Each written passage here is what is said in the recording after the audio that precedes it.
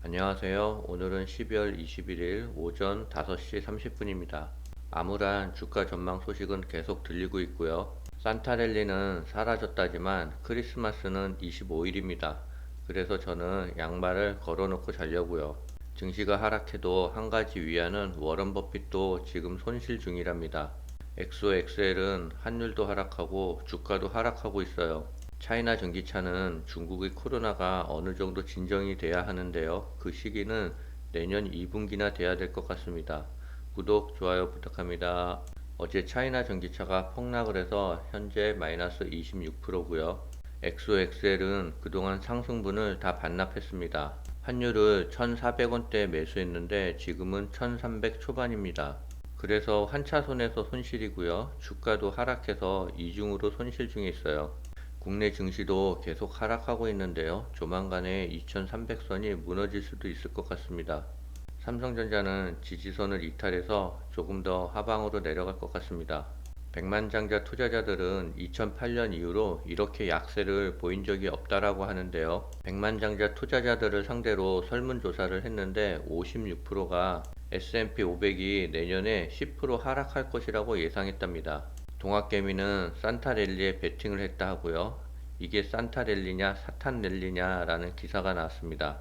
연말 국내 주식시장을 바라보는 개인과 외국인의 시선이 극명하게 엇갈리고 있는데요. 개인은 연말 시장 상승을 기대하는 산타랠리에, 외국인들은 하락을 전망하는 사탄랠리에 초점을 맞추고 있다고 합니다.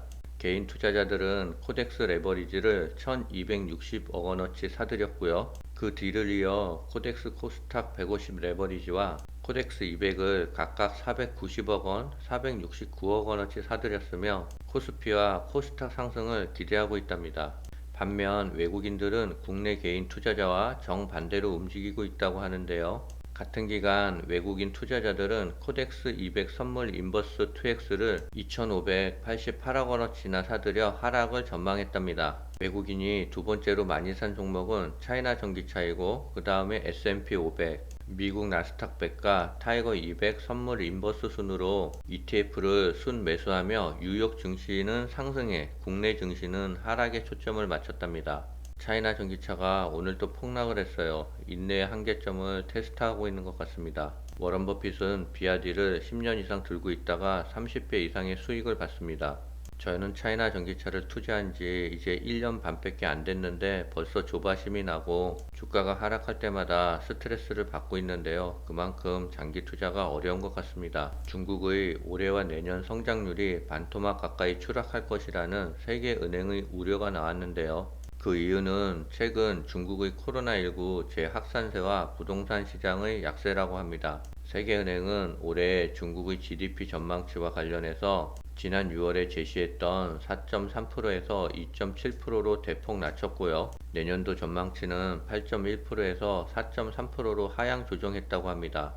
올해와 내년 수치 모두 중국 당국의 성장 목표 올해와 내년 모두 중국 당국의 성장 목표치인 5.5%에 크게 못 미칠 것으로 전망했고요. 하지만 중국 내부에서는 내년도에 V자 반등을 기대하고 있는데요. 이들은 위드 코로나 연착륙을 전제로 한 소비 회복을 기대하고 있고 정부의 적극적인 성장 지원 정책과 여전히 견조한 중국의 잠재 성장률을 근거로 들고 있습니다. 중국은 과거 2020년도에 2.2%의 성장률을 기록한 이후에 다음 해인 2021년도에는 8.1%를 기록하며 V자 반등에 성공했다는 사례를 함께 제시하고 있습니다.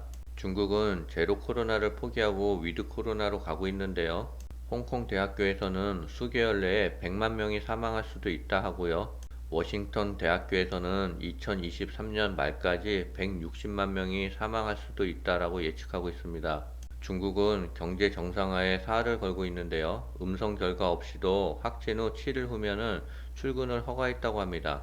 베이징시 당국은 코로나19 감염자가 7일간의 자가격리 후 정상 체온이라면 PCR 검사나 신속 항원 검사로 음성 결과를 증명하지 않아도 직장으로 복귀할 수 있다라고 밝혔습니다. 저장성과 충칭, 안의성도 무증상자뿐만 아니라 경증 확진자도 출근을 허용했다라고 하고요.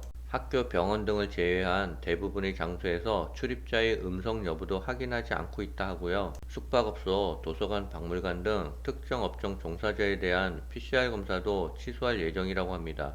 세계 각국도 경험했지만 이러한 과정이 있어야 결국은 위드 코로나로 가는 기반이 마련될 것 같습니다. 중국의 폐배터리 시장이 급성장하고 있는데요. 2030년까지 30조 원으로 전망하고 있습니다.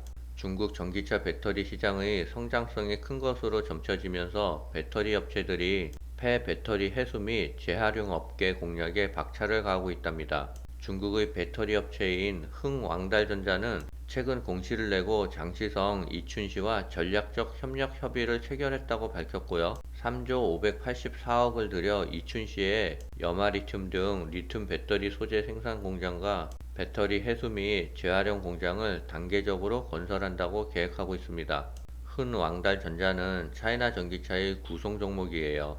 중국의 CATL과 비아디, EV에너지, 니오 등도 배터리 해수 및 재활용 분야에 대한 투자를 확대하고 있다고 합니다. 중국의 폐배터리 시장은 2021년부터 2025년까지 4배가 상승하고요.